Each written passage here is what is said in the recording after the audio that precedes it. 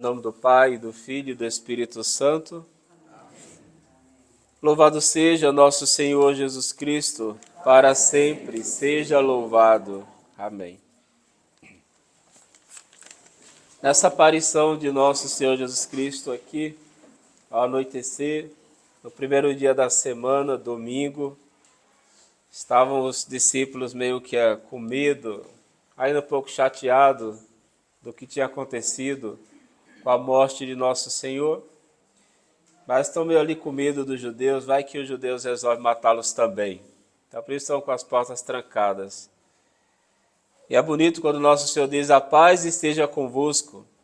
Aquele mesmo, que Deus, Jesus é Deus, não podemos esquecer nunca disso. É aquele que fala, faça-se o céu, faça-se o sol, e de fato acontece. Tal quando Jesus diz, a paz esteja convosco, realmente os discípulos receberam o dom da paz, ou seja, a tranquilidade em meio àquela agitação. Então, o primeiro dom que nós temos que pedir a Jesus Cristo nesse domingo, segundo da Páscoa, é o dom da paz. Mesmo diante das tribulações da vida, das coisas chatas que nos acontecem, é normal, estamos aqui para isso, pedir a nosso Senhor esse dom, a tranquilidade, e em meio às tribulações da vida, que tenhamos a coragem de parar um pouco e se dedicar à vida de oração. Não ficar só murmurando, perguntando por que Deus permite isso ou por que Deus permite aquilo. Não, vou simplesmente rezar. E a presença dele vai me trazer essa tranquilidade tão necessária para os nossos dias. Depois do dom da paz que nosso Senhor deixa, ele vai instituir um sacramento. É muito interessante, logo após a sua ressurreição, ele deixa o sacramento da misericórdia, o sacramento da confissão, da absolvição, que é exatamente, veja, depois da sua ressurreição, antes da sua ressurreição, ele já institui o sacramento do batismo, que é ali que se apaga todos os pecados. E depois da ressurreição ele deixa uma segunda chance, digamos assim, que é o sacramento da confissão. Sopra sobre eles o Espírito Santo e diz, recebei o Espírito Santo, belíssimo sopro de nosso Senhor. A quem perdoardes os pecados, eles lhes serão perdoados. A quem não os perdoardes, eles lhes serão retidos. Se perdoar, será perdoado. Se não perdoar, não será perdoado. Então, quem fala que vai se confessar diretamente com Deus, ou tem pouco conhecimento das Sagradas Escrituras, ou mesmo conhecendo as Sagradas Escrituras, quer ser melhor do que nosso Senhor. Jesus deixou a ordem aqui. Deu poder para os apóstolos. Se você perdoar, vai ser perdoado. Se não, vai ser retido. Deus deu esse poder para eles. É um poder divino que nosso Senhor concede aos apóstolos e aos seus sucessores, legitimamente ordenados. Como que eu posso fazer uma boa e sincera confissão? Não sei quantas vezes eu já abordei esse tema, tanto na homilia, seja em outras situações, mas não custa nada ser repetitivo nesse ponto aqui da confissão. Vou ressaltar apenas um ponto ou outro. Quando você vai se preparar para a confissão, trate de fazer um exame de consciência. É uma investigação cuidadosa de tudo aquilo que você fez que possa ter ofendido a Deus. Não é que vai invalidar a sua confissão, mas se você for um pouco assim relapso e parar um pouco de fazer o exame de consciência, se você se esquecer, pode ter uma parcela de culpa, porque deveria ter parado um pouco, né? Invocado o Espírito Santo para que ele revelasse os seus crimes e aí você fosse confessar, fazer a confissão.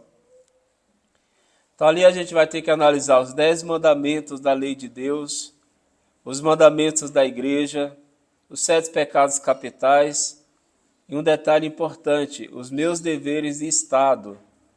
Então, no meu trabalho, estou sendo justo ali com o meu patrão, o meu superior, se eu fui contratado para chegar às 8 e sair às 17, será que eu estou sendo fiel a esse horário? Eu fui contratado, é um trato ali.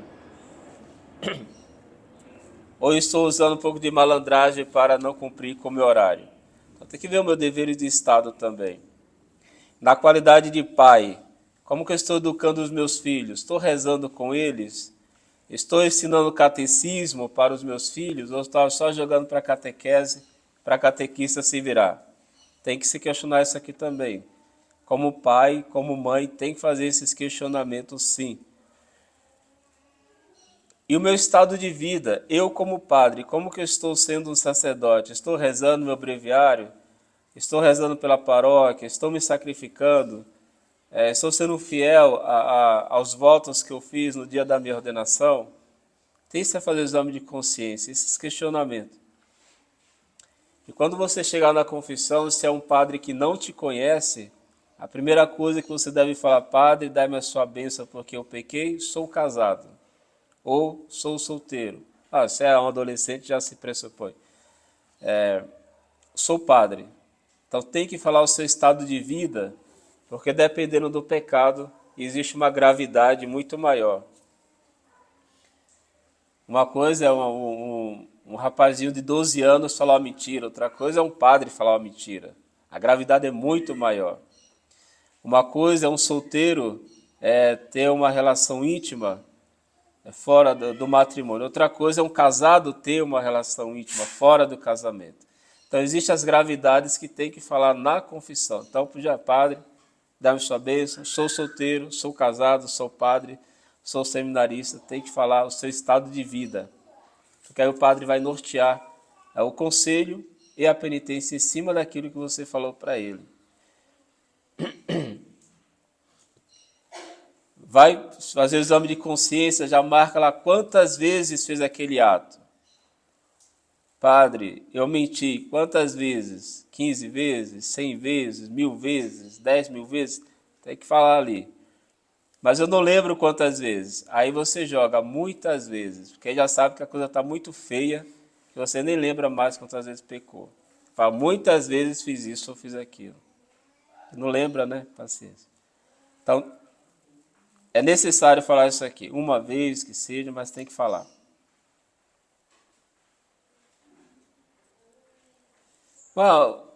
Totalmente fora do tema aqui, mas rapidamente. Sabe que o pecado da mentira ele é muito grave? Tenho pensado muito nisso ultimamente. Como a mentira tem destruído muitas coisas. Satanás nunca cometeu pecado de adultério, de fornicação, pornografia. Ele nunca fez essas coisas. Não, se faz é uma coisa muito grave. Mas a mentira é própria de Satanás. Quando você fala assim, mas é aquelas pequenas mentiras, a mentira do dia a dia, está na Bíblia isso aqui. Quem é o pai da mentira? Satanás. Está naquelas mentirinhas ali, você está fazendo um acordo com Satanás, presta atenção. A mentira é uma coisa muito grave, seja lá desse tamanho, seja muito, muito grande, ela sempre tem um acordo com Satanás. Ele é o pai da mentira, é mentiroso desde o início. Tomemos cuidado com isso, com essas mentirinhas pequenas. Por conta de uma mentira, tem uma pessoa que já está quase se condenando, então, que eu conheço. Então, tomar muita cautela com isso, as pequenas mentiras. Então, tem que falar quantas vezes. Depois do exame de consciência, agora eu vou verificar se há um verdadeiro arrependimento, se é sincero, que é sentir na alma que ofendemos a Deus. E outro detalhe, detestar cada uma das nossas faltas. Sem a verdadeira contrição, sem o verdadeiro arrependimento, não tem absolvição. Você vai se confessar e não está arrependido por ter ofendido a Deus, não tem absolvição. Não é grosseria, é a lógica. Se você vem pedir perdão para mim, se eu perceber que você não está sendo sincero no seu pedido de perdão, eu não vou te perdoar. Humanamente, ninguém perdoa quem quer zombar da sua cara. A mesma lógica a gente aplica para Deus. Se não há arrependimento, não há absolvição. E quando o padre percebe que não há um arrependimento, nem sempre dá para perceber, ele tem a obrigação de negar a absolvição para o penitente. Obrigação do padre. Se ele dá a absolvição, ele comete uma falta ali também. Ele sabia que não deveria dar a absolvição e deu.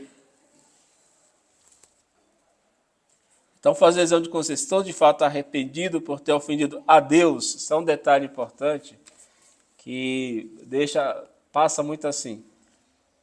Então, vamos supor aqui, sou casado e traí a minha esposa. Aí, de repente, bate uma dor na consciência por ter que eu ofendi a minha esposa. Vou lá e me confesso, padre, eu acabei traindo a minha esposa.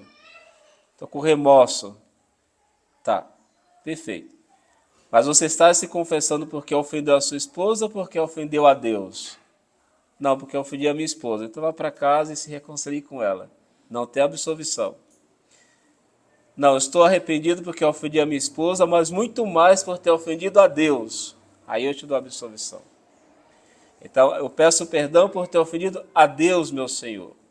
Não somente a pessoa que por acaso eu tenho ofendido. Acho que ficou claro esse ponto aqui. Então não é a contrição ela não é meramente humana, ela é sobrenatural. O foco é sempre Deus. Que manda ser fiel, a minha esposa não foi, então ofendi a Deus. Aí depois sim, lógico que eu ofendi a pessoa que estava do meu lado. E detestar cada uma de nossas faltas. Detestar. Acho que como que eu vou detestar o pecado? Já passei para vocês, lembro muito bem. Para pegar o exemplo do nosso pai Abraão, que amava muito o seu filho, mas Deus pediu que ele sacrificasse Isaac. Você vai lá e vai sacrificar Isaac. Mas eu amo tanto Isaac, tá? Mas o meu amor por Deus é maior pelo Isaac. Então o meu amor por Deus tem que ser muito maior do que os meus pecados. É assim. Então, detestar o pecado. Fiz o exame de consciência, estou arrependido porque ofendi a Deus. Agora eu tenho que ter o propósito firme, ou seja, estar bem resolvido a evitar o pecado. Evitar as ocasiões de pecado. Está nas Sagradas Escrituras. Quem ama o perigo, nele perecerá. Então, quem gosta de estar sempre ali próximo das ocasiões de pecado, na ocasião de pecado vai morrer. Quem ama o perigo, nele perecerá. Então tem que haver esse firme propósito de não mais ofender a Deus. Aqui não se trata das coisas futuras. É uma coisa interessante, que a gente escuta muito. Eu não vou me confessar porque eu sei que eu vou pecar de novo. Lembra que eu ensinei isso aqui para vocês? Ensina as pessoas, pelo amor de Deus. Você não sabe que vai pecar de novo. É impossível. Saber que vai pecar de novo é ter o domínio do futuro. Nós não temos isso. Não é? Tem gente que saiu de casa hoje de madrugada para aprontar a madrugada inteira. Morreu. Não aprontou. Foi só na intenção. Então, eu sei que hoje eu não quero pecar. Se eu vou pecar amanhã, pode ser, dada a minha fraqueza. Mas eu não sei se eu vou estar aqui. Se eu tiver que prestar conta ao nosso Senhor hoje à noite e não me confessei, com a falsa ideia de que amanhã eu posso pecar de novo. Então a gente não pode ter esse pensamento, ele é diabólico, quando a gente trabalha isso aqui. Não peca, a não ser que você não queira se arrepender. Bom, aí é uma outra situação. E depois, exame, arrependimento, propósito de mudar de vida, aí eu vou confessar os pecados mortais, indicando o número e as circunstâncias. Aí o penitente chega e diz, padre, pequei contra a castidade. Tá, e aí? Precisa falar que tipo de pecado foi esse? Que pecado contra a castidade foi? Pornografia, ato solitário, adultério, fornicação? Tem que falar, tem que dar nome, sem dar detalhes, e a quantidade que foi feito aquilo.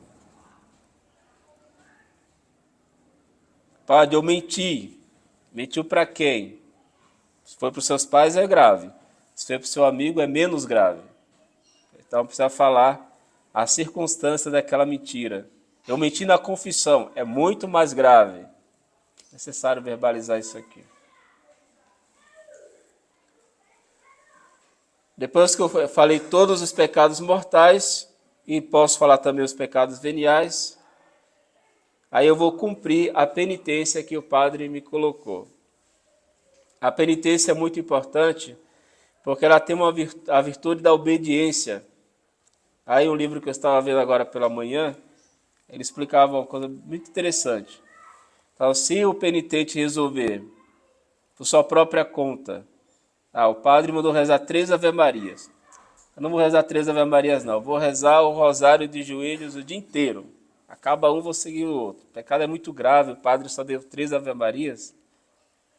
Aí ele falava o seguinte: essas 3 Ave-Marias que o padre manda rezar tem muito mais poder do que aquilo que você escolheu, mesmo sendo mais pesado. Por quê? Quem mandou fazer isso foi um representante de Deus, aquele que tem a autoridade de absolver ou reter o pecado, e também tem a força da obediência. Então, se mandou rezar 3 Ave-Marias, de joelhos, vá lá, se ajoelhe e reze as 3 Ave-Marias. Porque ela tem uma força muito grande. Ela tem um medicamento assim, para sarar mais ainda aquela chaga. Tá, assim, o pecado mortal é uma flechada na sua alma. A absolvição tira aquela flecha e salva a sua alma.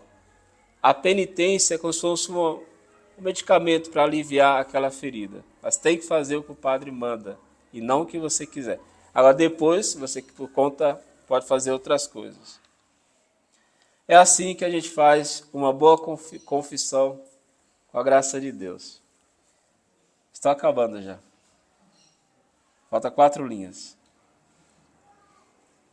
O problema hoje é a questão da luta para não pecar. Só que o pessoal não está lutando mais. Existe mais uma opção de buscar a confissão do que lutar. Isso está errado.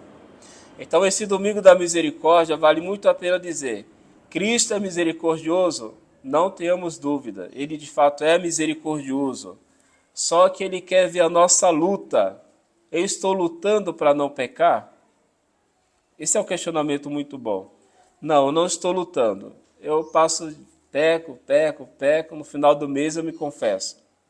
Confiando na misericórdia. Está errado isso aqui. É para lutar para não pecar. E se cair, aí você vê e confessa. Sem luta é um pouco difícil. Temos que ter uma confiança na misericórdia de Deus. Isso é bom, é saudável, pode nos salvar.